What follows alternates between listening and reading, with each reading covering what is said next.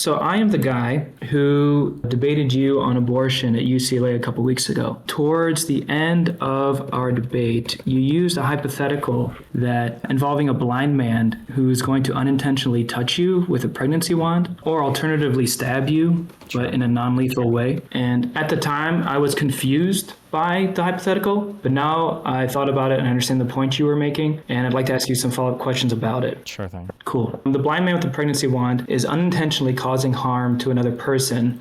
So you're making a comparison between him and the fetus, correct? Yeah. All right, cool. So first question, do you agree with proportionality, the principle of proportionality, that when you are using force to defend yourself, it should be proportional to the level of threat to you? To some extent, sure. But there are going to be categories where we're going to bucket action. It doesn't have to be directly proportional. Sure. I mean, yeah, there's going to be variation, but for like example, if you slap someone in the face and then they respond by hitting you with a hammer, that was not proportional. So I think generally we can agree to this principle of proportionality. Well, I would be really careful with that counterexample, because what you just gave was an example of, maybe you just misspoke, but I'm just going to be clear here if we're laying out moral principles. What you just called was like a revenge or like counterattack thing. It would be different to say, could you do it to prevent something else? These are different forms of, because when I'm talking about the abortion thing, or when I'm talking about the blind man coming to stab you or tap you with a pregnancy wand, we're talking about self-defense, not actions we can take in response to somebody else doing a thing, right? You're talking about preventing a harm. Correct. Versus which is where I say revenge. that's why it can be a little bit disproportionate. So for instance, if somebody's approaching you saying they're going to break your arm, and the only means you have to defend yourself might be like a knife to stab this person, I don't know. Well, if it's intentional, I don't think you should ever have to suffer the broken arm because all you have is a knife. If it's unintentional, then there might be a slightly higher threshold, but it would depend on what's going on, yeah? I would think that intentionality makes a lot of difference here. It's going to change the thresholds, but I don't think it'll completely erase the rule, but we can go through that. Go ahead. Sure. If someone is going to knowingly stab you, but you know it's going to be non-lethal, but they're doing it intentionally, it's still a serious injury. And so then our shared intuitions would tell us that you're probably justified in using lethal force to defend yourself if you know someone's going to stab you intentionally. However, if it is purely accidental, like if someone is tripping and then you see that they're going to unintentionally stab you, the hypothetical you gave, you said it's non-lethal, so you know you're going to live and they're going to do it accidentally. Would you, in that situation, really shoot and kill that person to keep them from non-lethally stabbing you? Most people, I think, would argue that I think you could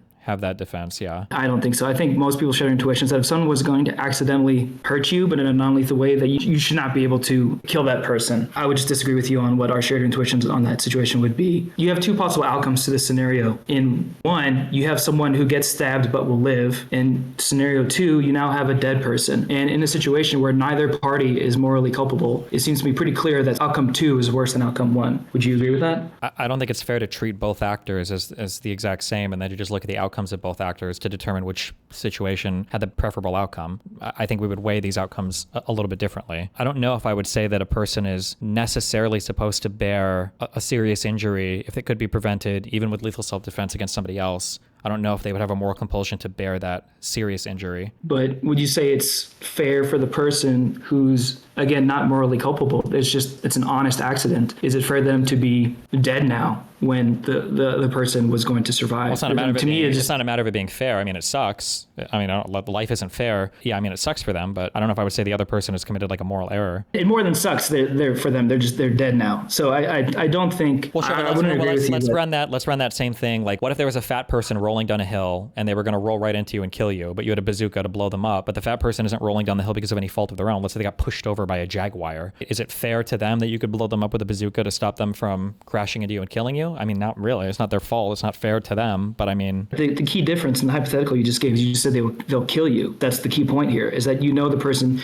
if you know a fat guy's rolling down the hill... But whether or not they kill you or injure you doesn't change the fairness to them. In both cases, the person is not being intentional and they're harm for the other person, right? Yeah, but no, it does matter whether or not you're going to die. That matters in terms of what is justified, because again, the principle of proportionality, if you know someone is going to unintentionally harm you, but in a non-lethal way, to use lethal force against them is just categorically disproportional, and I think pretty clear. In a non-lethal way? I don't know if you would defend that, right? We can torture that a little. If somebody was going to cut your leg off, but there was a hospital nearby that could 100% save your life, you know you're going to survive. Do you think that you should have to suffer that injury, that a person could cut your leg off accidentally? For me personally, it would completely depend on whether the person did it intentionally. If a person is coming up to me with a machete and they're going to cut my leg off, and I know that even though I'm going to survive, I would use lethal force to defend myself. But if someone's doing it accidentally... It has nothing to do with your personal opinion. I don't know where we went to there. I'm just saying as a moral principle... I can only speak for myself.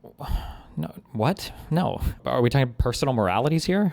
I'm just talking about my personal intuitions and what I perceive to be our shared intuitions to be. Oh, sorry. Okay. If you're talking about your personal intuitions to try, if we were taking an intuitive view of morality, sure. So backing up a little, it's hard to craft these hypotheticals. These are obviously insane circumstances. But like, say you're working in some warehouse and you've got a box that you're stacking or you're pushing up, I guess, and then there's a guy behind you and he's fallen asleep in a forklift that's like slowly driving towards you. And the only way to stop him is to push a self-destruct button on the forklift. And if you don't push it, it's going to run into you and it's going to chop off your leg. But there's like a hospital right next to your work. You know you'll survive. However, like you're going to be legless now, or you're going to be missing at least one leg. But the alternative is to kill the person. Do you think that person is morally compelled to suffer the amputation? That he's not allowed to kill the other person because the other person just fell asleep and he's not being intentional? Or let's assume instead of falling asleep, because that implies some moral failing on his part. Let's say he had like a mini stroke or something, and it, like through no fault of his own, he's just like, asleep at the wheel. I mean, yeah, we can, you can, paint this hypothetical in 12 different ways. But basically, I would agree that I would say it sucks for you that you're going to lose a leg, but it's preferable over the other person dying when they're not morally culpable. So yes, I would say that person, I think the morally optimal thing to do is to let their leg be cut, but now the other person at least gets to live. I think that's obviously better. Okay. And, I think then we just have a foundational, I think, disagreement there, and then everything that stems from that would be we can disagree on that point, but there's a couple other factors at play here. So would it also be different if you knowingly placed the blind man in this predicament, such as you gave him the knife, knowing that there's a good chance that he would unwittingly stab you? Would that change your intuitions on the matter? You are now culpable for this very scenario. Not necessarily. I think it would depend on it, at that point. It might. I think the intentionality of you giving him the knife, I think, might vary that. So, for instance, if you gave a person a knife to work in a kitchen and that was your only expectation, and they're like a narcoleptic sleepwalker, and so they fell asleep and they started coming towards you with a knife to stab you, I don't know if you have a moral responsibility there for what that person does at that point. The comparison being if you use protection to have sex and you still get pregnant, right? Then, I mean, that would be the So I think for the forklift example, like if you gave the guy, if you put like, I don't know, sleeping pills in his lunch or something, knowing there's a good chance that he would fall asleep and then would threaten you specifically, and then in that scenario where he would cut your leg off, you then kill him, I think that's, you and I disagree on the first scenario, but now when you intentionally engage in a thing that now created this very situation, I think you have much less of a moral case to be able to use lethal force against the forklift driver. Yeah, I don't necessarily disagree with that. If you're having a ton of unprotected sex and somebody gets pregnant, I don't know if the self-defense argument is necessarily a good one to use at that point. Sure. Okay, so you agree that so then 99% of abortions happen as a result of consensual sex. So would you agree that the bodily autonomy argument therefore does not work for 99% of abortions? It's not consensual sex. It's whether or not you're using protection or not was what we were talking about, right? No, but yeah, even if you use protection, there's, I think the figure was that half of people, so there's two things here. There's 99% of abortions come from consensual sex. And then of those 99%, 50% of people who had abortions were using some form of contraception at the time that they got pregnant. Mm-hmm. But a minority of them were using contraception perfectly. So there was user error there, so that you could say there's moral culpability there. And even still, with perfect use, contraception has like a 1% to 2% failure rate. So at that point, you're kind of getting to the point where like you have like the maybe baby in a shoebox, where can you shoot a bullet through a shoebox if you know that there's a 1% chance if there's a baby there. So even if you're using contraception perfectly, you still, by engaging in the situation that you know has at your best level of behavior, still has a 1% chance of creating a child, I still think you're morally culpable for taking care of that child and not killing them, seeing as how you created the situation knowingly. I don't know. I don't think I necessarily agree with that. I think that if you're taking steps to, if you're taking reasonable steps to prevent an outcome from happening, but that outcome still happens, I don't know if you're morally required to follow through on every single thing relating to that outcome. I'm not sure if I agree with that. But I mean, okay, what if... Because you're also like, it's a weird thing to say that like you're, accepting the outcome of a thing or recognizing the potential outcome of a thing versus like morally consenting to the thing as well. There's like a little bit of a difference here, but then that's complicated by the lack of agency, obviously on the side of the, I guess the fetus or whatever. But I mean, like for fathers, even when they, let's say they used, they used a condom, they even used it correctly, but there's, like we said, there's a 1% chance, or I think condoms have a 2% failure rate. And then the woman gets pregnant, and now the father is liable for child support. He never consented to having a child, but we would still force him to provide child support in that scenario. So we're making him morally culpable for his action. Well, I mean, at that point, you already have a child born that you have to talk about, like, what's the best, like, level of care, I guess, for the kid who's born at that point. And the state has decided that the two parents have to bear that financial responsibility, sure.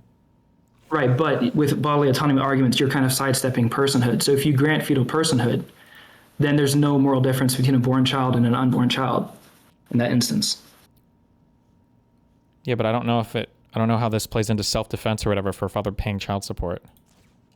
No, this is regards to the principle of you engage in an action that you knowingly has a certain percentage to have a certain outcome, and if that outcome manifests, then you become responsible since it is a direct result of your actions. That's what the father paying child support has to relate to.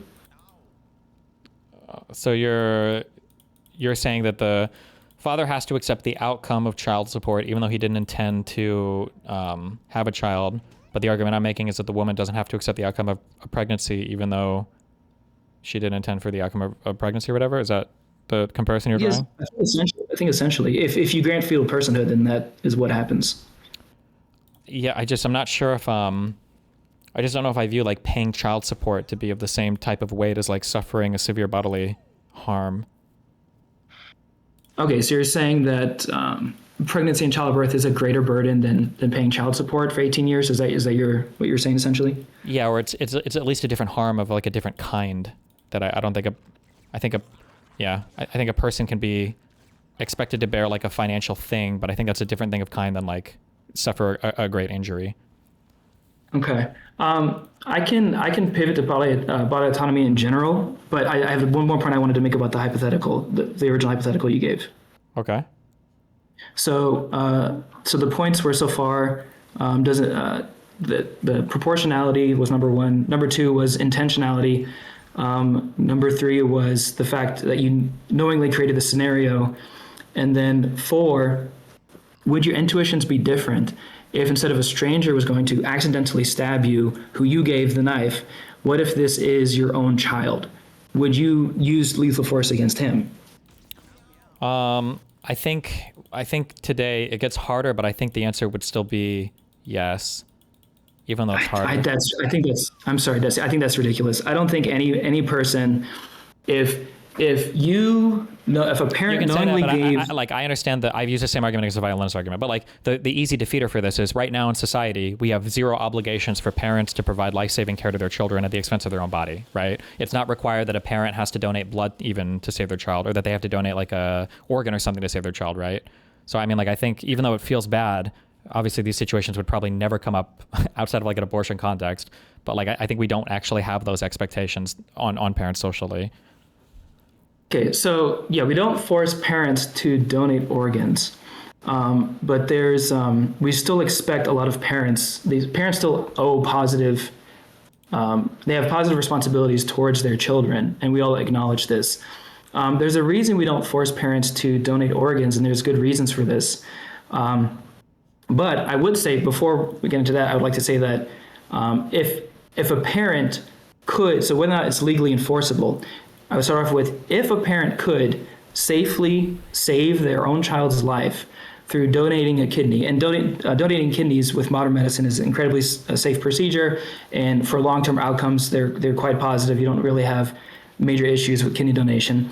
If a parent could save their child's life safely through a kidney donation, but instead chose not to, would you at least agree that that parent is behaving immorally in that regard? I don't know. I'd have to think about that a lot. I'm not sure. I very slightly lean towards yes, but that's a really, really hard one. And there's a lot of ways that you can chase that down to where it cashes out into something that's pretty bad. I'm not sure what the expectation or requirement Right, but I'm not saying let's make it legally mandated, but I'm I'm talking saying just moral requirement. I'm saying moral requirement for it to be a moral or immoral action. Yeah, I would have to think about that a lot. I'm not sure. I think that's a tough one. I think most people would say that that parent was behaving immorally, but we can disagree about that. So another issue is in regards to our intuitions about this. Women's bodies have the natural function of pregnancy.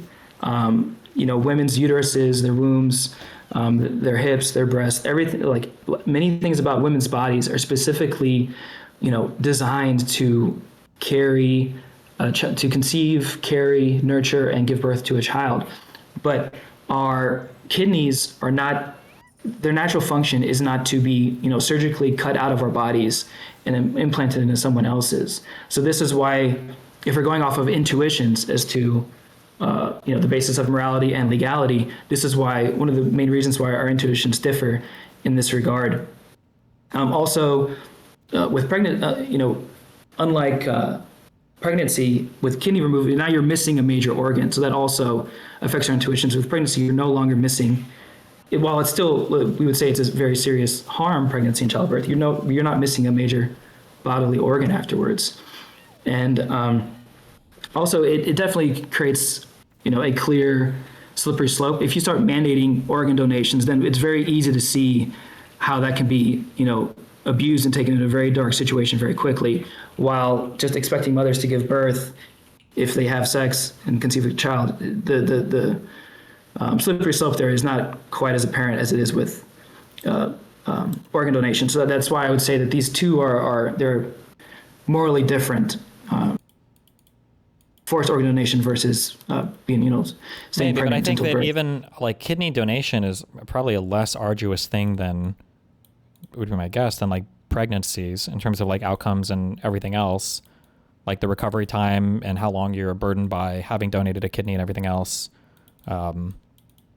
Is going to be a lot. It's going to be a lot worse on the pregnancy side than it is on like the kidney donation side.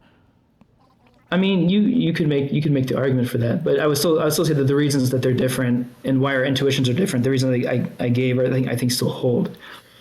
But there's another hypothetical you can give in this regard. So let's say a father is walking with his young daughter, and he goes to a part of town or something where he knows that there happen to be a lot of like feral and aggressive dogs there, and let's say a dog charges up and is charging at his young daughter, and then he runs away, and the dog kills his daughter, and then later when he's confronted about it, he's like, well, I'm going to cite bodily autonomy. I shouldn't have to risk serious injury to fighting a dog to save my daughter. But would you agree that most people would say that that's retarded, that is not a justification that would fly in in that situation? We would morally condemn that father. I don't know. I think that it's a tough one. I think the issue is that, but I think the issue is I think there's a lot of intuition pumping going on here. Let's, instead of saying a dog, because I think the expectation is that most men should probably be able to fight off a dog fairly easily, depending on the type of dog. What if it was like a guy and his daughter, and then there was like a black bear or something, or a brown bear, whichever one is bigger, 1,000-pound thing, and the father couldn't escape with both? Would the expectation be that the father would stand and fight and die? Or that the father would have to run, or if the father ran and couldn't save his child, would people like, I can't believe you left your child there to die or whatever, and it was like... No, I think very clearly if a father let his child to be eaten by a bear, then we would morally condemn that father. But again, this is also more extreme, because this is a clearly lethal scenario when pregnancy has a greater than 99% survival rate in America. Well, sure, but the only problem with pregnancy isn't the survival. It's that it's 9 months of like, and then several months of like extremely physically burdened existence. Ignoring chance of death and long-term, whatever other bullshit. I think there's also like a bit of intuition pumping as well, because it's like, it's hard to imagine a scenario where like you're taking your child to a place, like there's going to be huge amounts of expectation and moral responsibility placed on you, like taking your child to an area knowing that there's going to be significant danger. So I think that would also like cause you to place a lot more moral responsibility on the person, on the adult taking them there. Right, but the reason that we say that in that hypothetical is because, again, like I said, 99% of abortions come from consensual sex. That's the point. Yeah, but it has to do with like what are the steps you're taking to prevent pregnancy. So like let's say for instance that let's say you have a father, and let's say there's like a forest of Rottweilers, and when you walk past this forest, like it's known that Rottweilers will come out, or Rottweilers or whatever will come out to attack people. And if you walk out, you're walking past this forest and a dog comes out and you don't defend your child and you just run away and let the child die, I think most people would be like, bro, what the fuck? Like, you just walked past Rottweiler forest. Of course it was going to come out and eat your child. Like, this is fucked, bro. But like, let's say that same person had a fuck ton of like Rottweiler repellent and like a stereo, and like it was like it generally always like repels these dogs and they don't come out, but somehow there's like a freak mutant Rottweiler that comes out of the forest one day, and then the parent's like, oh shit. And the parent can't fight off the dog, or if they do, it's going to be like a severe bodily injury thing. I think people would look down on the parent running. I think it would kind of be looked down on, but I don't know if it would be seen even remotely as the same type of moral failing, because it's like the parent did everything they could to reduce the risk of harm, I guess. But I mean, like sometimes shit happens. But I think it's a lot different. Like if you get into a car accident and the kid had the seatbelt on versus not having the seatbelt on, if the kid dies and they didn't have their seatbelt on, people are going to view that as a huge moral failing of the parent. If the kid died and they had their seatbelt on, assuming you weren't like the at-fault driver, like I feel like people would view it differently. Okay, listen, in the Rottweiler forest, when you bring repellent, are you leaving the child to die in that scenario? Is that what you said? Yeah, I guess. So the dad runs because he feels like he's not going to be able to fight off the dog without a chance of dying, or it's going to be like a severe bodily injury.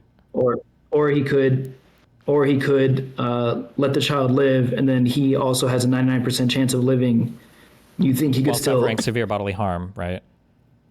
Right, but 90% chance of like, but we're still comparing. You keep saying serious bodily harm, which I agree with, but what's the alternative? The alternative is death, right? Sure. So we would all agree that severe bodily harm is preferable over death, right? Yeah, but I think that death is not the only thing we're measuring against. Like the severe bodily harm is a pretty big. There aren't very many things in life that are comparable to like 9 months of pregnancy. I mean, yeah, no, pregnancy is a very, it's a unique life experience. Not many things are comparable to it, but again, it has a 99% greater than 99% survival rate, which is I'd obviously rather be pregnant than be dead. But you could also compare that with parents who are taking care of their child, let's say for 18 years, and let's say the only jobs where they are in the area, like let's say they're in Appalachia territory, and the only jobs around are coal mining jobs, and they have to work a coal mining job for 18 years to provide for their family, provide for their child. And coal mining does permanent damage to your lungs. It has all sorts of negative health effects.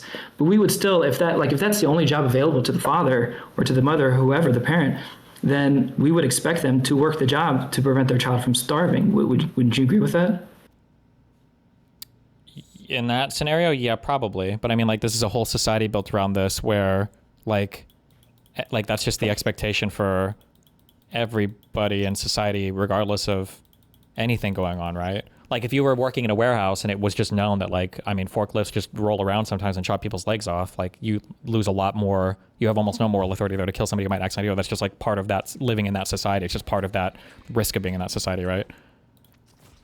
Yeah. So the point I was making is that you're saying not a lot of things are comparable to pregnancy, but I'm saying 18 years of working a job that does permanent damage to your body and will probably give you an early death. I don't think pregnancy is usually associated with early deaths. I'd have to check, but because I'm giving a comparable scenario. I understand the scenario, but I'm saying that I don't think this would weigh it less on the woman losing her right to self-defense against an attacker with no agency. I think it would give more right to the father to have some kind of self-defense claim. That like if there was a society and if you had to pay child support, the only way to do that was to necessarily engage in like incredibly risky, arduous activity or whatever. You might have a stronger argument there for why the father has a right to lethal self-defense, I guess, against the fetus or something. Maybe something like that. Wait, so are you saying lethal self-defense, or are you just saying if the father doesn't want to work the coal mining job, so they let their child starve? Which are you saying here? That there might be like a stronger claim there, maybe that There would be, I think it's gonna be pretty rough for people to ever accept parents abandoning their children, or letting their children die, or killing their children. But I'm saying that Right. regardless, people are gonna look differently on if a father has to support a child, and that father's job is he's a programmer for Microsoft. And at some point the father's like, I really just don't want to go to work. I hate this fucking job. I don't want to talk to AI anymore. And their child starves to death. People are going to view that father a lot differently than another father who it's like, I'm supposed to feed my child. And the way that we survive is by me going into the forest, hunting and gathering food. And at some point, like it's just too much. Like I can't, like the animals are too fast. I'm getting injured too much. Like I can't do it. And my child's starved. I think both might view them disfavorably, but there's going to be a lot more judgment on the first than on the second, I think. Right, but if you're a hunter-gatherer, let's say you say, oh, well, hunting-gathering is really dangerous, but if you know that it has a 99% survival rate, I think we wouldn't. It's like if your father saw his daughter, drowning in a pool, and he could go in and save her. He has a 99% sure that he will survive. We would super judge that father if he didn't do so. Now, I guess it doesn't. We would, but I would argue that we're intuition pumping a lot there, because saving a child from drowning doesn't seem to be a thing that we would ever, that doesn't seem to incur a lot of risk or bodily harm to do that, right? Yeah, I mean, yeah, there's a lot of bodily harm as pregnancy does. But okay, so let's say hunter-gatherer again. Let's say maybe you have to you fight animals, and maybe that's dangerous. But again, if it's a 99% survival rate, even if you get injured sometimes, I think we all agree we would still expect that parent to not let their child starve and do the thing that would save their child. And again, the parent has a 99% chance of surviving from. Right? Yeah, I think we would probably have that expectation. I still think people view that as a little bit different than expecting to receive like an injury where just because there's so many chances to mitigate it. Like even if it's a high percentage chance that you'll get injured, it just feels different. Like I think people. But isn't even you're describing pregnancy like your hypothetical? I think there's a difference here where you're saying you're trying to prevent a harm, but I just want to point out pregnancy. When you have an abortion, you're already pregnant. You're not preventing it. Your time to prevent it was, well, the harm not that you're having preventing sex. is the 9 months or whatever of the whatever physical labor you have to go through to carry the pregnancy. I guess the point I'm saying is there's a difference between you see someone's about to stab you and you're going to prevent that versus the fetus is already in you, right? They're already there. The fetus isn't doing anything. The fetus is just chilling. Now it has big effects on you. I'm not saying anybody's going to kill you. I'm saying that there's if you have an abortion, you're avoiding the majority of the huge harms related to pregnancy. Sure, but then you're imposing the harm of death on your child. Sure. But I mean, the question is should you have to suffer a harm that somebody else is bringing towards you that you could otherwise prevent? And it just seems like, generally speaking, we don't expect people to. Well, I think if you give all the caveats that I described, where the person's doing it unintentionally, yeah. You created the scenario, and it's going to be non-lethal versus lethal force. And it's not just a stranger, but it's your own child. If you provide all those caveats to the scenario, I think our shared intuitions would strongly favor and that you are not morally allowed to use lethal force against your own child in that scenario, which I think if you're being honest, you'd have to agree with. I think it can get close, but I'm not sure. I mean, the actual example, the actual hypothetical is you see, we can say it's your own child if we feel like that changes it. If you see your child who's for some reason blind and you're in a closet, you're hanging something up, and the child is wandering towards you, outstretched in his hands is the magical pregnancy wand, and if that child touches you with that wand, you're going to be forced to commit the next 9 months of your life to carrying and then delivering a child. If that child was wandering towards you and there was no way to stop it beyond shooting your kid in the head or whatever, would you have a right to defend yourself that way, especially if you've exhausted other options to prevent the child from getting to you, but none of them worked? So this could be our contraception or whatever. Or do you have to allow your child to make contact with you with a pregnancy wand, and now you have to be pregnant for 9 months and then deliver a baby? Yes. Absolutely. If you give your blind child a pregnancy wand, knowing there's a good chance they're going to touch you with it. Well, good chance. What if that chance is 1%? Sure, even if the chance is 1%, if you give them the pregnancy wand, here, but it's also that fuck.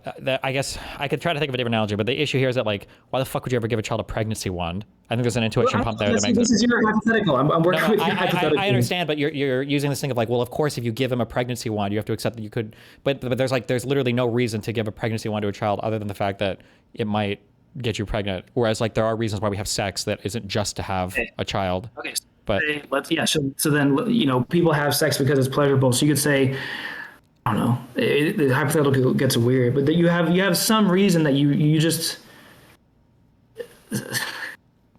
some reason that you enjoy giving them the pregnancy wand. Like the risk of it is, I don't know. It feels really good. Yeah, I know it's getting really weird territory here, but you have some reason to give your child the pregnancy wand that is beneficial to you. But you know, if you do so, there's a 1% chance they're going to touch you with it unintentionally. Absolutely, you cannot shoot them in that scenario. I think that is pretty black and white, pretty obvious. I don't know.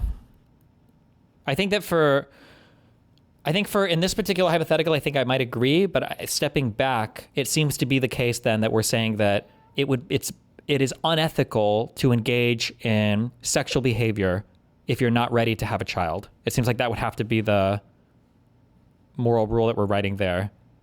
Because I feel like I don't think that's necessarily the conclusion. I think the necessary conclusion is that if you're engaging in sex, then if you get pregnant, then it is immoral to have an abortion, that you should give birth to the child. How's that different than what I just said? You know, at that point, I'm sorry? Wait, how is that different than what I just said?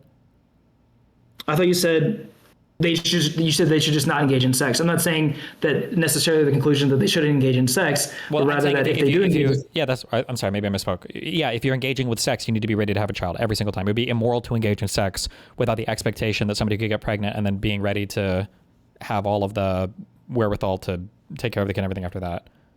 Yeah, correct. I think that is the logical conclusion that I think most of the pro-life people that's what they're arguing. Sure. I'm not sure if most people would accept that trade-off, because I think people feel like sex is pretty important to their lives, such that they right, sure. Yeah. People enjoy sex, but killing children versus a dead child versus the pleasure you get from sex, these are not comparable things.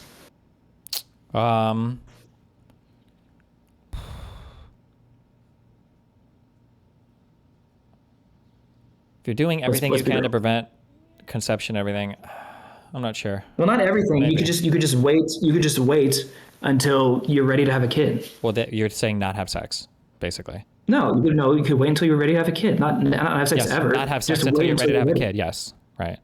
Right. Yeah, that's what I'm saying. Yeah. So then, if you don't want to have a kid, you're never allowed to have sex. If you don't want a kid, you shouldn't have sex. But again, like, yeah, and if you do have sex, if you don't want to have a kid, in America, adoption is a real thing. Like, sure, if you want to, we're talking way past it there. We're way past the abortion conversation if we're talking about adoption there. But well, no, but I'm saying that if you're not in America, if you're not ready to have a kid, yes, I don't think you should have sex. But if you do, then you are in America, you're liable for the 9 months of pregnancy and childbirth or C-section, whichever. But then after that, you are not necessarily on the hook to raise that child. I think you should, but sure. you I'm just saying that the moral outcomes of the things that you're talking about are that if you're not willing to carry a child to term, it would be immoral to engage in sexual behavior or to have sex, and then you shouldn't be having sex. It'd be immoral to have sex until you're ready to carry a child to term and then to deliver the baby. Yeah, I think you should wait to have sex until you're ready to have a child. I think that's fine. Okay. All right. I hear you. Okay. All right. Well, so you're going to stop having sex? Well, no, this isn't the argument that I use. I said I don't believe that the fetus is an agent or whatever. But the claim that I made at the debate was that I think you can make arguments for bodily autonomy, which I still think you can. I don't know if all the intuitions here everybody would follow through on not being able to defend yourself. But I think the bodily autonomy argument is much harder. That's why I usually go with the lack of personhood or lack of conscious experience. I mean, do you want to go back to the consciousness argument? We could. I mean, that's my main one. I don't know what the moral value is of like a single cell or like a bundle of cell creature is. Sorry, breaking news. Pokey and Lily are ending their podcast. Uh-oh. We'll check it. after this. Okay. Okay. Yeah, go ahead. So to go to the back to the consciousness argument. Okay, I can recap from what I said at UCLA. So we generally agree with the precautionary principle, but there's obvious caveats for that. And then I'm saying that we can safely, I would agree with you that we can safely say that zygotes are not conscious since they have no neurons. But at 6 weeks, it starts to become unclear because now there are functional neurons present. The midbrain begins forming, and there are brain waves that have been detected at this stage of gestation. And so, because consciousness is such a mysterious phenomenon, it becomes very difficult to know what the percentage chance is that So the I don't know child I don't know where the research is on that. I've never in my life seen something make the strong argument that at 6 weeks we think there's a potential for conscious experience to emerge in a child. But if we did, then I would just say that at 6 weeks is the time that we should cut abortion off at, which would effectively ban all abortion. But It would ban most abortions for sure. So there is a you've referenced before the thalamocortical complex, and many, if not most, scientists agree that they think that that's what's necessary for consciousness. But it is not the consensus, nor is there really a consensus among scientists about when consciousness starts. There is a paper by a scientist named Bjorn Merker who argued that the seat of consciousness is not the thalamocortical complex, but is instead the midbrain. And he gives a lot of evidence that supports this, which I could get into if you wanted me to. But for the sake of argument, there are scientists who argue that if the midbrain is the seat of consciousness and not the thalamocortical complex, well, like I said, the midbrain starts forming at 6 weeks, not at 20 weeks like the cortex does. And so that's why you have issues of, it's a question mark of whether or not they're conscious. And if you don't know what the percentage chance is that they're conscious, and then the precautionary principle would state that if you don't know, then you should just not have abortions after 6 weeks, which would effectively ban most abortions. There's another paper called Reconsidering Fetal Pain by scientists named Derbyshire and Bachman, and they argued that fetal pain experience may be as possible as 12 weeks gestation. Now, neither for Bjorn Merker's paper or this paper, both papers are definitely influential and have been cited a lot. They haven't been universally adopted, nor have they been debunked. And they basically point to that the questions of when consciousness starts, when pain starts, these are open questions that are hard to determine. And there's a natural barrier to this because, like I said, consciousness is one of the most mysterious aspects of human existence. It's been a mystery in science and philosophy for centuries. And you have the hard problem of consciousness where we don't have a fundamental understanding of what causes consciousness. We don't know what the neural correlates of consciousness are. That's the minimum structures necessary. These are both open questions that we don't know how to solve, specifically because consciousness has the feature of privacy, meaning you cannot directly observe someone else's conscious experience. We can only observe what we see are behaviors that we attribute to consciousness, but we cannot directly detect consciousness. That's what's called the privacy of conscious experience. And so because consciousness is so mysterious, and because we can't even put a range, what percentage chance the fetus is consciousness after any point after 6 weeks, then I think the precautionary principle stands that we shouldn't be carrying out abortion. So, I mean, what would you say to that? So I'm sure I can find a paper where anybody defends any particular thing, but I'm sure there are papers that argue there are some that argued for consciousness emerging at a later state than the 16 to 20 weeks that I cite. I don't remember who it was, but my understanding is that generally the field is at 16 to 20 weeks, I think, is where most scientists are kind of at. This is obviously a difficult question to know the answer to 100%, but if we're going to say precautionary principle, we have to weigh the potential harms on both sides. On one side, we have the potential death of a thing that exists that's a life or a conscious life or whatever, but then we have to weigh that against the harms of the violation of the autonomy of the woman. And then we have to balance these two things out. We can't just say, well, to be safe, we're going to just say that we're going to assume it's a life from day one or at 6 weeks at the very least, and then erase all autonomy for the woman's body based on that principle of precaution, because I feel like we're only providing precaution for a single side.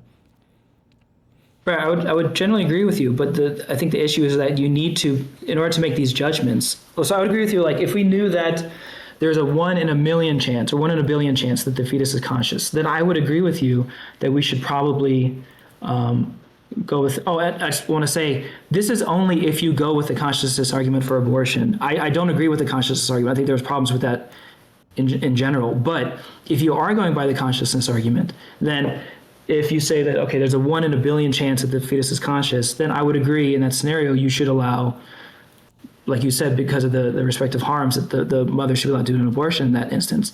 But the problem is we don't know what the percentage is. If you know it's 1 in a billion, then okay. But we literally don't know because of how mysterious consciousness is. That's the issue. Well, I mean, we have some guesses, right? It's not like it's a total mystery, right? We know it's not conscious. You would agree it's not conscious at 1 day, right? No, yeah, I agree with you because there are no neurons. But at 6 weeks, you have neurons, you have the midbrain forming, you have brain waves. That's why at 6 weeks it becomes a question mark.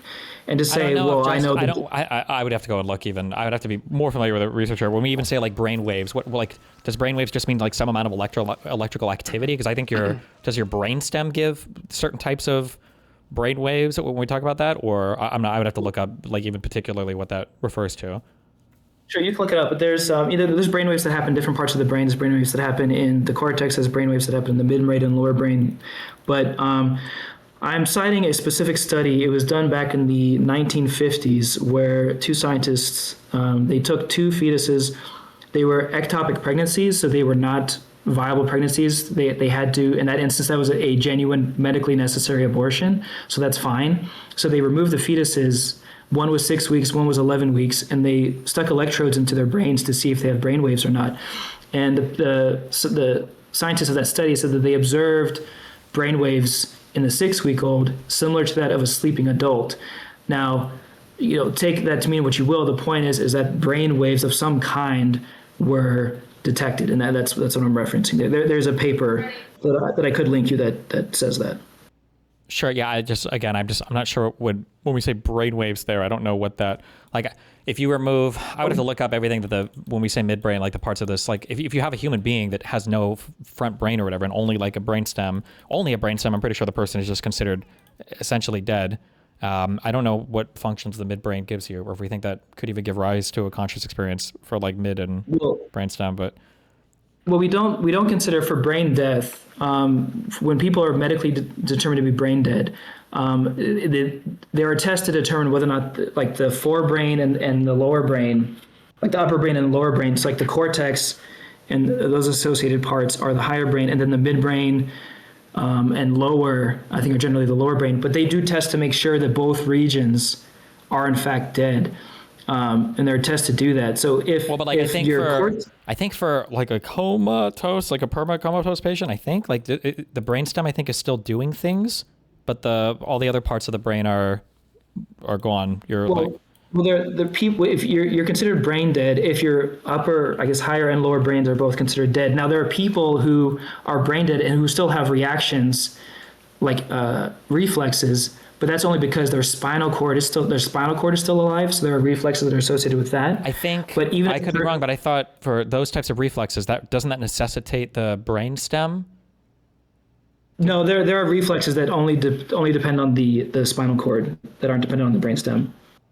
Okay, my understanding is that there are some that depend on the brainstem, and that the brainstem in and of itself can still like have like a heart beating and stuff.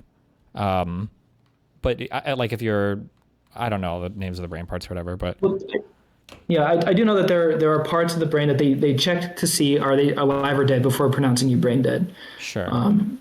Yeah, but so I would still maintain that we don't know when consciousness starts. We don't even know the percentage chance that at any one point what the chances of the fetus being conscious is. There's also this issue that I have to bring up where so you said in your debate with Lila that you put the point at 16 weeks was the point that you think conscious experience, based on what you saw, might be possible. There are about 40,000 second trimester abortions a year. And for second trimester and later abortions, the most common method are D&Es, which are dilations and evacuations, which involve using forceps to grab the arms and legs of the fetus and tear them apart. These are the cases that pro-life people normally bring up, but for good reason, because like we said, if you take the chance that a fetus is conscious at 16 weeks, then if we are performing these kind of abortions, where we're literally just grabbing them and ripping them apart, there's a real world chance there that they are conscious and they are consciously experiencing this. So not only are we doing the crime of, killing a child if you give them personhood, but they are actually experiencing the thing that is happening to them. I mean, what I'm saying is true. Would you agree that if that is true, that that's something that we're doing that's really recklessly Yeah, it would terrible? be bad. Yeah, we shouldn't be killing in any way, right? Living human beings that have experiences that we're trying to protect, right? Right. So I'm just saying that is a thing so you agree that it shouldn't be happening. I'm telling you it is happening to the No, point of I'm like saying 40,000. I mean, it would depend on, I guess, why the abortions are done or what the medical, if it's like a life of the mother thing, I'm not sure. I'd have to look into the particular thing, but I mean, The vast majority of abortions, okay, well, I don't know if the vast majority, but the majority of abortions after like late-term abortions, and this is another thing I was bringing up, was that people on the left normally say that, oh, late-term abortions are only done for medically necessary reasons, but that's not the case. I can see, go to my notes here. Where is it? So there was a study done by, well, first off, there's a study done by, it was called the Turnaway study, which found that it said that most women who sought abortion after 20 weeks were delayed because they did not realize they were pregnant. Once women are delayed, financial and logistical barriers push them even later into pregnancy. So this is saying that most women who seek abortion, late-term abortions, are not doing for medically necessary reasons. It's other reasons. So that's one point I wanted to make. Wait, quote that part again. Read that again. Yeah. So most women who sought abortion after 20 weeks were delayed because they did not realize they were pregnant. Once women are delayed, financial and logistical barriers push them even later in pregnancy. And I can link you too if you want. Sure. I'm just trying to think if that necessarily means that, if that statement necessarily means that most second-term abortions or second trimester abortions are done by, I don't know if that logically follows. It might. But whether or not it did or didn't, I mean, I would just say that I would consider these immoral, right? I don't know how this changes any other part of my argument. Sure. Okay, so then we agree that late-term abortions are immoral. So that was my first part about the consciousness argument. The first problem with the consciousness argument is that we don't know what the chance the fetus is pregnant or is conscious at any point after 6 weeks. There's another issue. You can acknowledge that there is like a scare, though, that like if we do know so little about it, that it's a huge burden that you're telling somebody else to suffer on the off chance that you might be correct about like an earlier emergence of a conscious experience, right? Right, but it's offset by the fact that this is a potential murder. That's the point. Yeah, I understand, but I'm saying that there's a huge cost on both sides of that. Yeah. I'm not going to deny that pregnancy is a huge cost. Okay. The other issue with the consciousness argument is it leads to weird conclusions. If you say someone needs to be conscious to be a person, then you run into, I mean, people have brought this up to you before, cases of amnesia or people with Alzheimer's. What is your current response to these situations where people are in a coma and they wake up and they're not going to, or even not even a coma, but like a person with Alzheimer's who just goes to sleep and they're going to wake up and they're not going to have memories of their past. So in that instance, because you say, people in a coma, the distinction you make between that and a fetus is when you say, well, person in a coma was conscious before, and that's what's morally relevant and distinguishable between the coma patient and a fetus. But in the instance where the memories are gone, then what becomes the morally relevant feature that previous consciousness matters?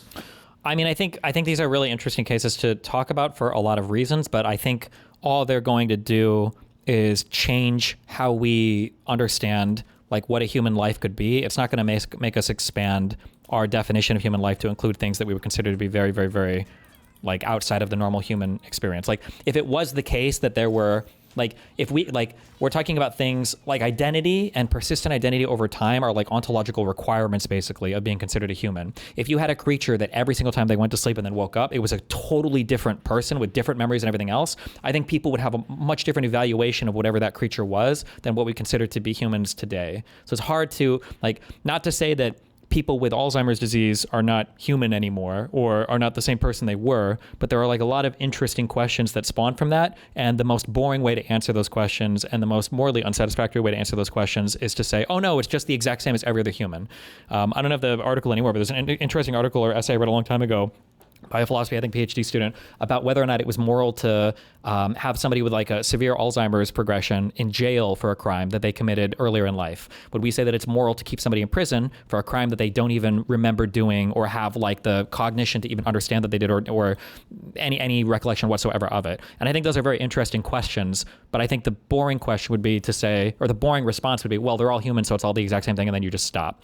So all that to say that, you know, like there might be interesting questions we can ask about like, well, what if a human had this particular affliction or this particular condition? But I don't think the answer to any of those things would be, oh, well, let's just broadly extend our definition of human to include all of these things so it's the exact same. I think you would meaningfully look at these types of experiences as being different. And I would point to a multitude of things in society that demonstrate that.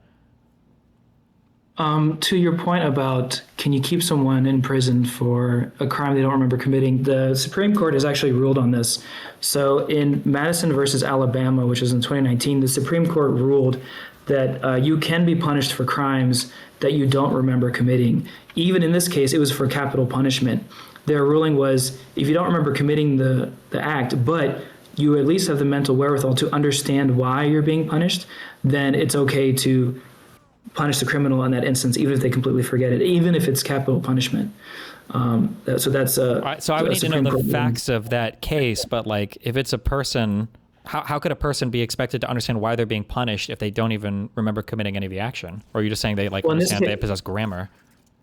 Well, in this case, the criminal, he I think he had killed a police officer, and then while he was in prison, he suffered a couple strokes, and he forgot a lot of his past, including the crime, but he still had enough mental ability to understand when it was explained to him why he was in prison, what he had done.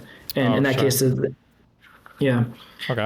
But so you talk about there are a lot of interesting questions about the persistence of identity, and I have thoughts on that. But so the question still remains on the topic of Alzheimer's patient. If the Alzheimer's patient goes to sleep, and they're going to wake up and they're not going to have memories of their past, would you say it's morally permissible to kill the Alzheimer's patient in that regard? Not necessarily. I think you might be able to say that like the identity of the person has meaningfully changed, but I don't know if that would give you, if you would just say that they could kill the thing. Like if you were to have a person who slept and woke up with a new identity every time or something, I don't know if you could kill that person just because they would assume a different identity.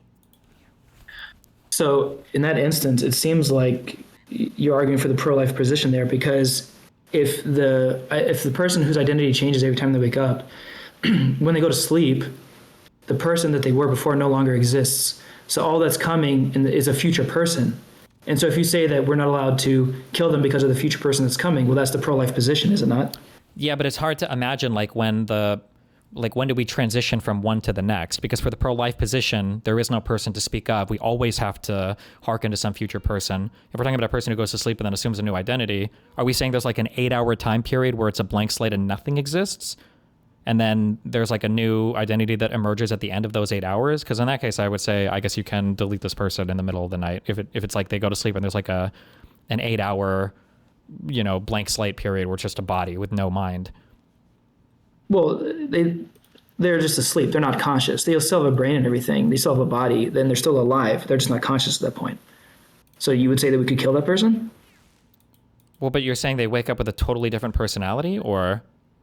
Yeah. They're going to wake up, and you're saying they're a different person when they wake up. But they're going to wake up. Would you say it's okay to kill them? Because before you said that that's not okay. When you say they are going to wake up, which they are you speaking of? Or I thought that in the analogy you're saying they wake up like a totally different person.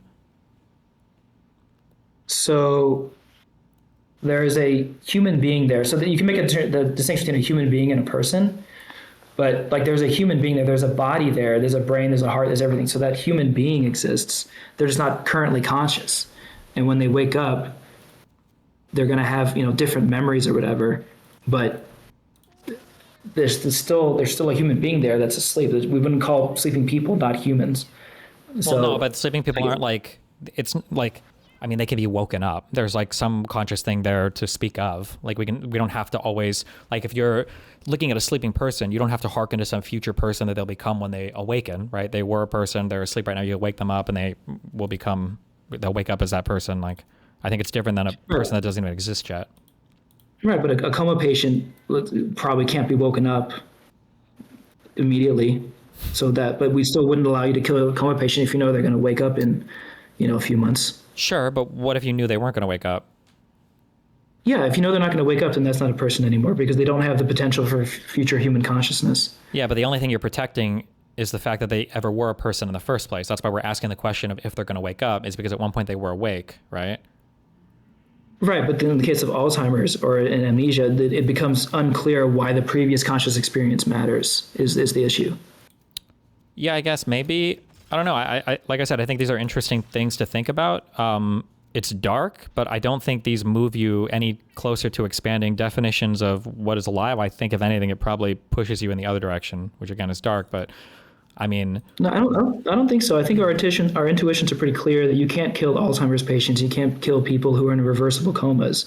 And then if you take that standard and you apply that to the fetus, so I would argue it's super, super not clear, because I think that especially around like end of stage life care for a lot of these people, like this is where some of our strongest comments start to come up about it's made in Canada, like assisted suicide stuff.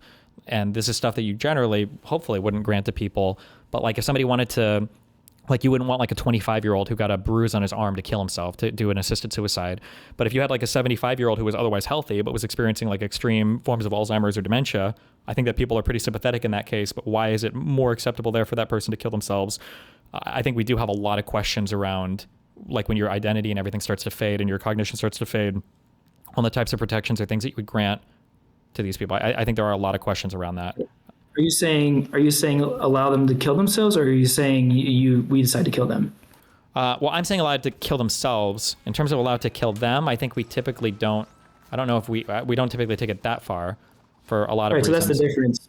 So like you said, like assisted suicide is a really controversial stance. It's not. A lot of people have issues with that, and I think with good reason. Well, but it's at least murky. But I'm saying, but it's not murky at like 25 or 30. There's nobody's like debating that, or they shouldn't be. Those are people are generally seen as lunatics. Yeah.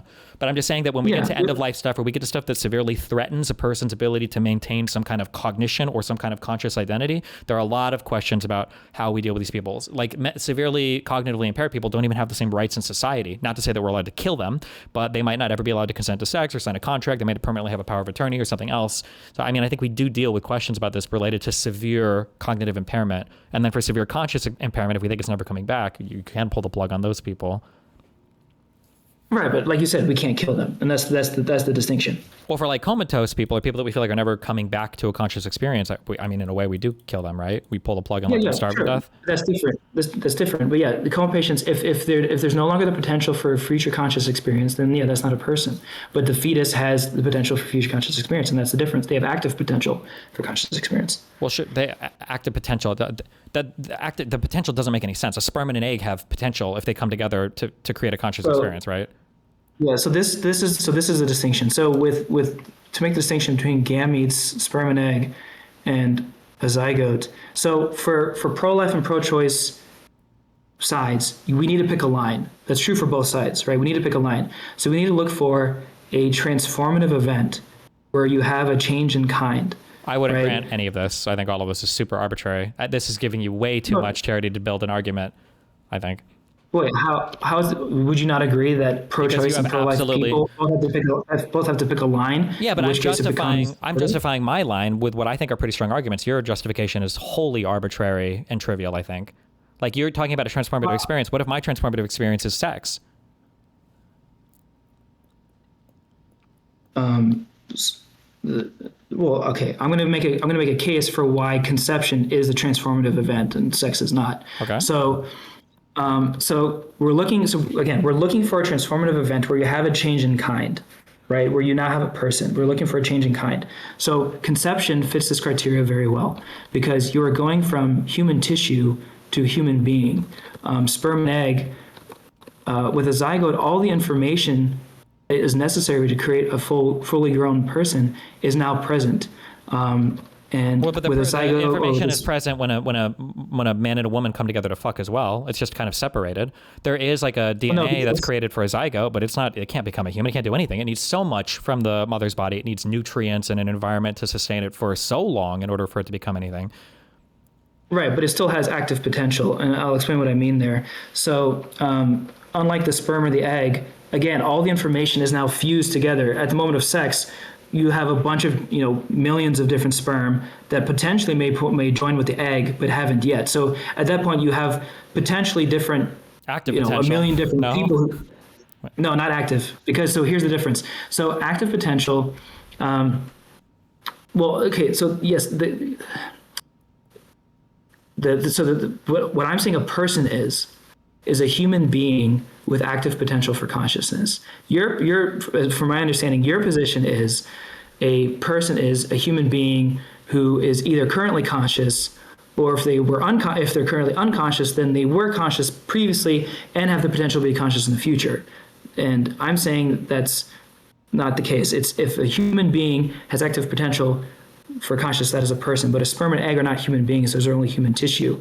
And so, well, you're begging the question. You're defining human being. If you want to define human being that way, then I guess, of course. But that's why I'm saying I wouldn't just allow you to grant all of this automatically.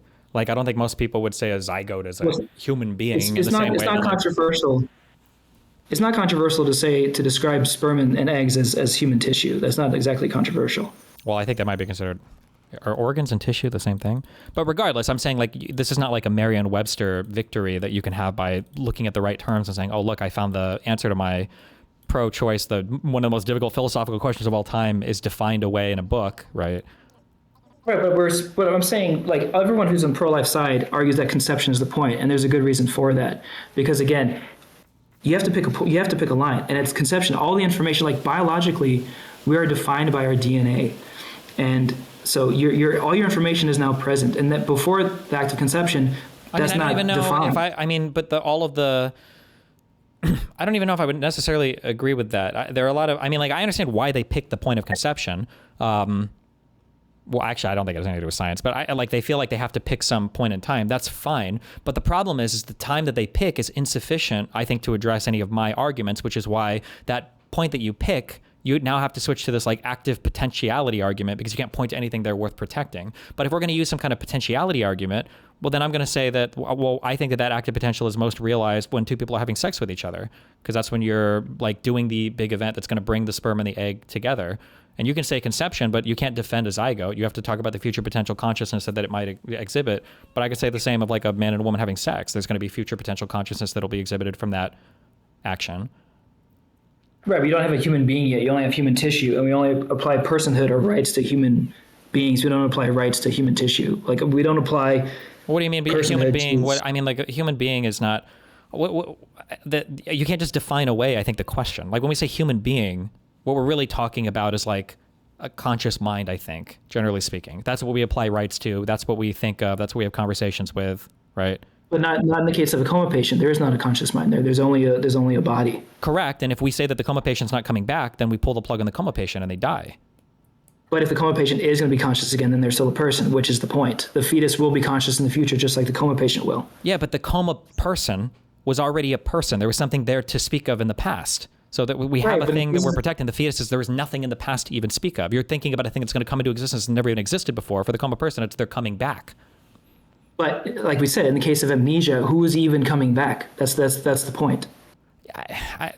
We're torturing the ontology of human being at that point, which again we can do it, but there's no way that you would ever justify a total expansion of the category of human being by saying, what if we had a comatose person whose mind was going to be completely swapped with another person's mind once they came back to a conscious experience? That's just it's stretching too far the definition. It's not that tortured. Alzheimer's patients exist. This is a real thing. Alzheimer's patients don't go to sleep and come back with the mind of a totally different person. Right, but they can come back without their previous memories. And so the question is, what makes the previous conscious experience even relevant at that point? I mean, I think like if it progressed to a certain point, I think people would agree. It just kind of feels bad because they look like the other. But like if a person woke up and they literally couldn't remember anything ever, and they're just laying there in bed and they literally can't even form memories, at some point people might say like, yeah, it sucks, but like you could probably pull the plug on this person.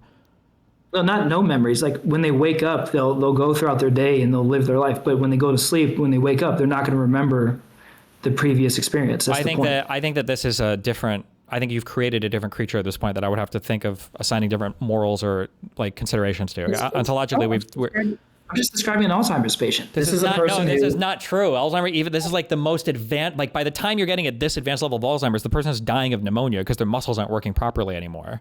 Sure, but even if someone's dying of pneumonia, you can't kill them.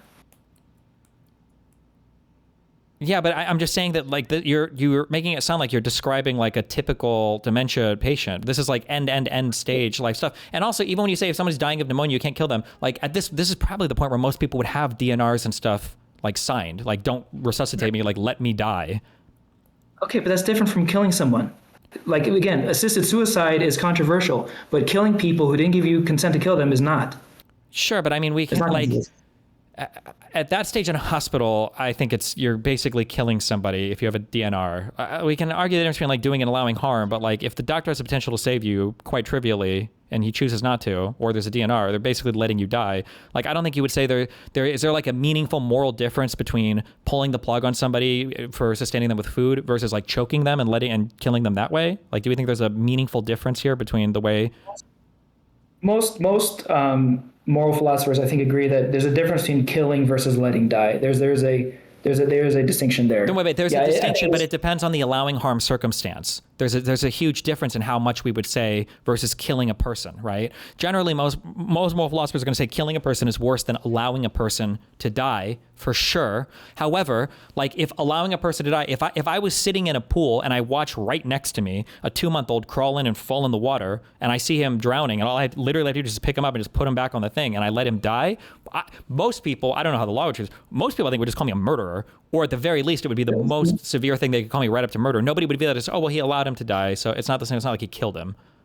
Well, no, actually, the law addresses this. So if you push them into the pool, then yeah, you're a murderer. But if you see someone drowning, actually the law states even if you see someone drowning and you could reasonably save them, you're not morally you're not going to be charged with the crime if you don't save them. I'm not appealing to the law here necessarily, but I'm saying because we're in the realm of moral arguments, and I'm not just talking about a random person dying. I'm saying like if you could literally just reach next to you, just pluck a child out of the water, and you let them die, I think most people would like borderline consider you a murderer at that point.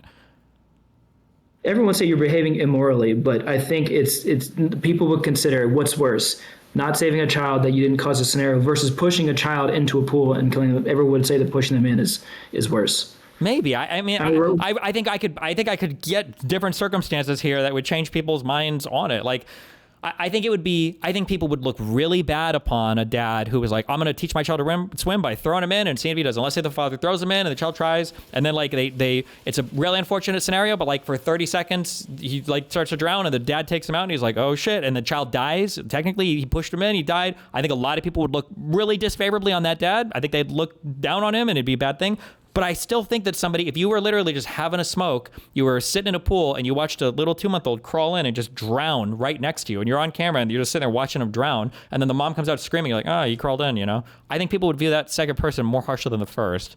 Like, even though one is like a doing versus allowing harm, even if you don't agree with my take there, like when we talk about allowing harm, there's a huge gradient to what type of harm we're allowing. I think there's a huge gradient there. Not all allowing harm is treated the same as other, yeah.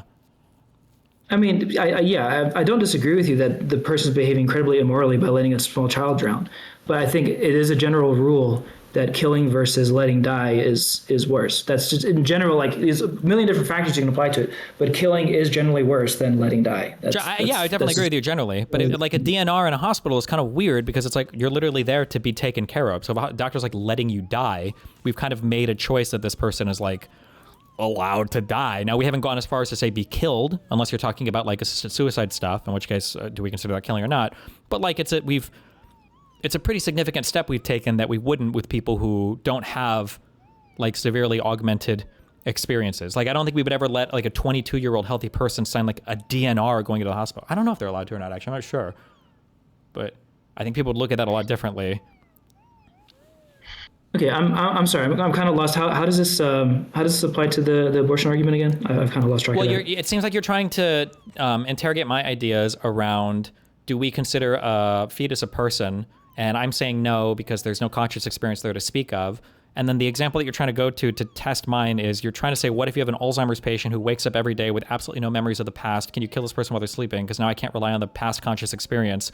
And then my 2 points against this are, 1, this is an incredibly rare thing that I don't think is typical even of an Alzheimer's thing. But then 2, that if you were to push me at all on that example, I'm almost certainly going to be taking away rights from the person who's waking up, not remembering anything, then granting rights to things with no conscious experience at all. Wait, so you're saying, I'm sorry. So you said the Alzheimer's patient you think that's really rare. And then what was your second point? I'm sorry. I think I would just bite the bullet and say, okay, fine. If you want, you can let a Alzheimer's patient who's waking up with no memory, you could just let this person die. I would be far more likely to be pushing that not direction. letting die. Not letting die. Can you kill them? And we're not saying, can you kill them? I don't know. Maybe. No, you cannot. You cannot kill a person. But the problem here for the problem why this is a really bad analogy for pregnancy is that the Alzheimer's patient isn't necessarily like causing somebody else active harm by existing. Whereas in the pregnancy, the fetus is. So like, it's hard to imagine, why would you kill the Alzheimer's patient? Like, that's a pretty extreme step to take. Like, that almost just seems vexatious. Like, why would you ever do that? Whereas for a pregnancy, an early pregnancy, we can understand why we have an abortion. Right, but again, we're still comparing pregnancy versus death, and so we would agree that death is worse than pregnancy.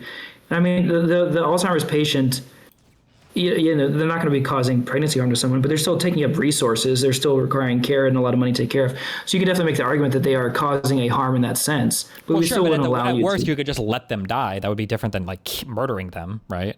Yeah, well, I still think we would not allow people to just let Alzheimer's patients starve to death. I don't think. Yeah, but that's generally because we have the resources to take care of them. But if you were to start to run low on resources, if you had to choose between saving like one Alzheimer's patient or one other person ever, and this is a person that in your comparison is like no longer able to have like even a day-to-day experience.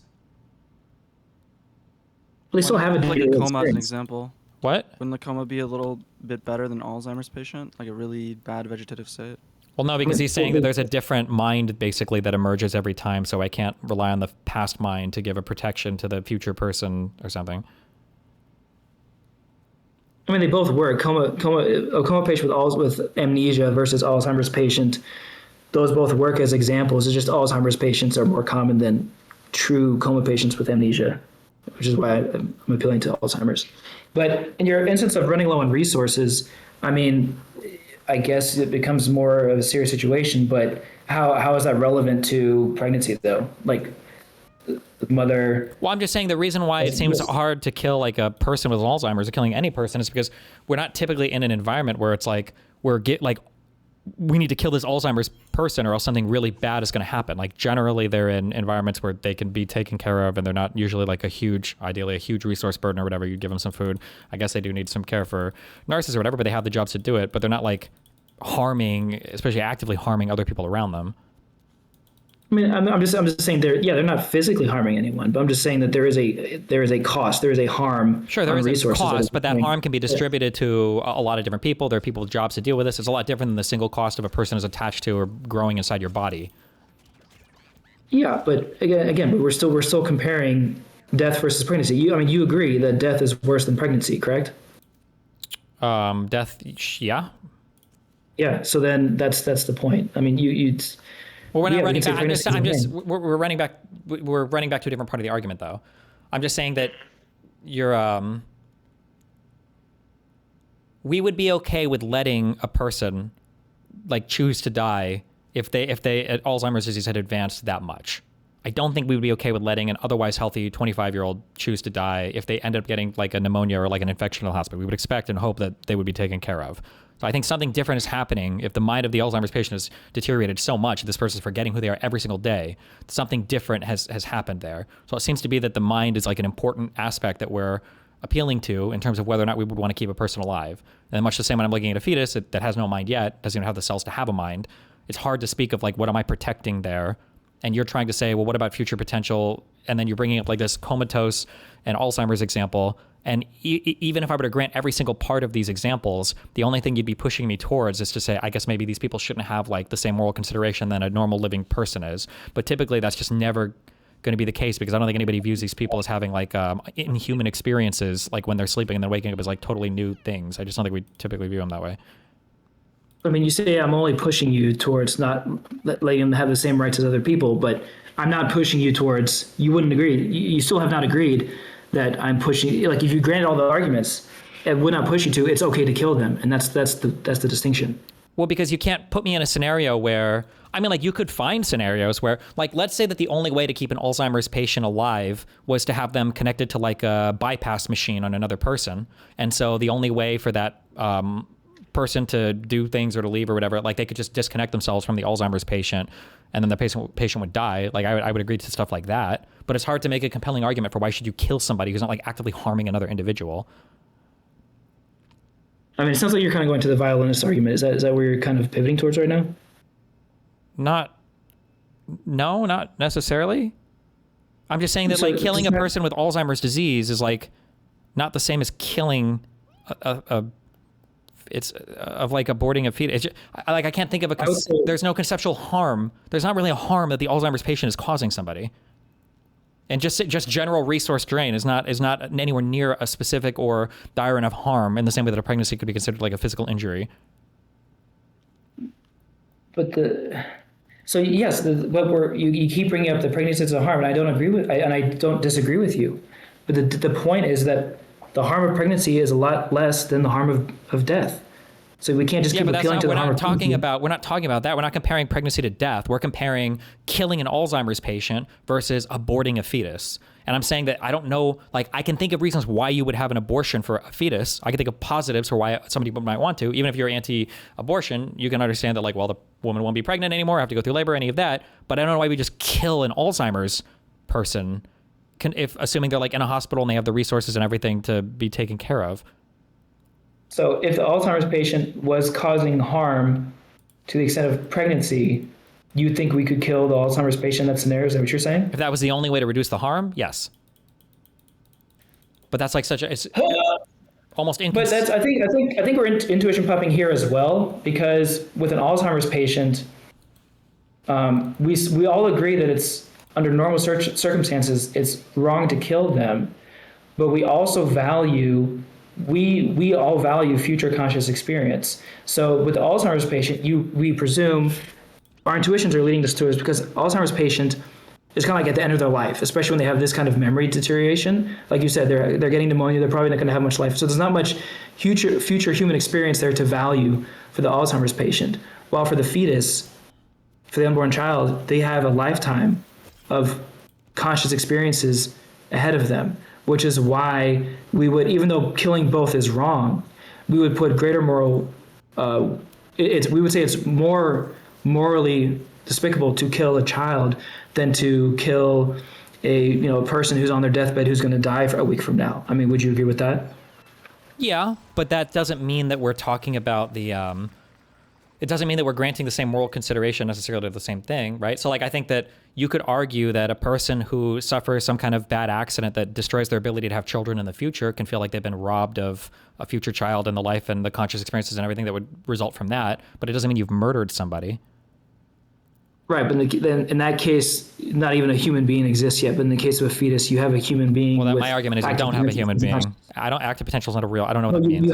You have a human being. You have a living human body. That's just. There's a collection of cells, but we can't. Is or is not conscious yet. All the DNA is there to create the person. All the DNA is in a corpse. Right, but the corpse doesn't have active potential for future consciousness. I don't know what active potential is begging the question. You're using this like constructed phrase that's not used in any other part of anything anywhere to try to salvage an abortion argument. Active potential just means when you say active potential, that's like shortcut for there's nothing here that's worth protecting yet, but like in the future there will be. So I'm trying to mine from the future some kind of normative, consideration. Well, active potential, I'm referring to the same thing that Trent Horn referred to in his argument with you. I understand, but again, that's not a real, this is just an abortion. This is like a pro-life phrase. It's not used anywhere. This is not like a real thing, an active potential. Well, I mean, but I haven't even really described what I mean by active potential, but logically it makes sense. So active potential, something with active potential just needs time, nutrition, and the proper environment, like Trent Horn said.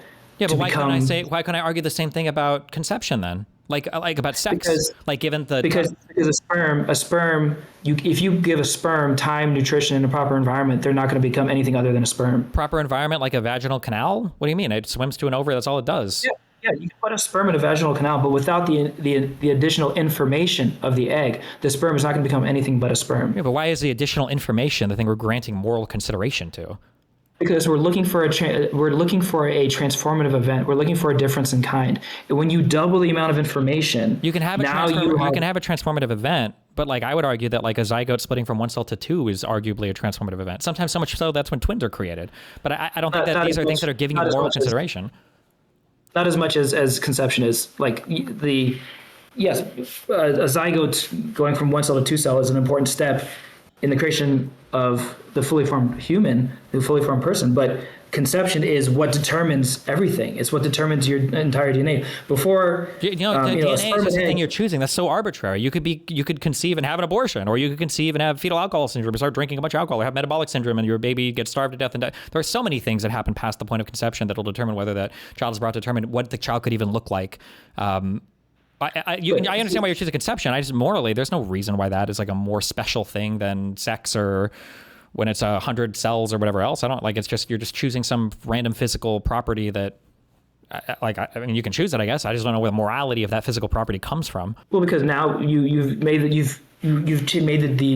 transition in kind from human tissue to a human being. You now have all the information present. You're just using definitions, though. You're not like, I don't think conceptually from human tissues to a human being. I mean, I would argue that a bigger development is when you actually start having the brain that separates you from the rest of the entire animal kingdom. That zygotes and fetuses up to a certain point look literally like dolphins. Okay, wait. So, I mean, what the fetus looks like at the beginning doesn't really matter. But you're saying that. Well, here's the thing. Let's say that you have a thing. Let's say that you get pregnant and you've got this wonderful transformative experiences that happens as a zygote or whatever the fuck else. But let's say that there is at some point an error in the womb and everything continues to grow, but the child has no brain. Would you think that once that child is delivered, it gets all the same things as like a human being would get? Is the child conscious? I don't know. I don't know. Whatever you want to call it. It has no brain. It has no brain. Just a brainstem. If the child is not conscious, then no, that's not a person. They don't have any active potential for conscious experience. Okay, so then it seems like that is the thing that you're valuing then. It's not the DNA or the human body or whatever. It's the conscious experience. It's the active potential for conscious experience. And I put the point at which you start active applying potential to mine from the future moral consideration. That's not, if by saying active potential, if there's no conscious experience there, you wouldn't value the life. Then if there's no conscious experience that hasn't formed yet, then there's nothing that I value. We could say that in the future we'll have, a conscious worth defending, but at that point in time, it doesn't. But we do value potential. Like we do generally protect things that we value. We do value potential, but it's not the same as the thing itself. It's a different type of thing. Right, but again, the reason that we value the coma patient with amnesia is because they will be conscious in the future. That's why. It's because we provide inherent value to the human conscious experience, which is why if potential consciousness is coming, then we put value to that. That's why we still consider a coma patient. I think it's because they were already a person that came in and you're looking at like the past experiences. I don't think it's because of a future. But again, with amnesia, that is not clear. But I would also argue, like, let's say you have a child born who is just not conscious yet, but will be, in a day or so. And you could say that maybe that's not super applicable, but that has happened where a child has been born that did not show a consciousness until later. And we wouldn't say that a child is born who hasn't had, let's say conscious experience. We wouldn't say this fully formed, viable baby that's out, that you could just kill it because it's not conscious yet. That doesn't make any sense. I don't know what I mean. Are we saying like the brain isn't there yet, or it just hasn't like had a wake up moment yet? I don't think this is the same as like not. The brain is there. The brain is there. They haven't had a conscious experience yet. Like, isn't it just hasn't woken up? I don't think that's the same as saying that like you have some, like, I don't think that like sleeping is the same as having like no conscious experience. Like, I think these are different types of things. It showed there was no signs. Okay.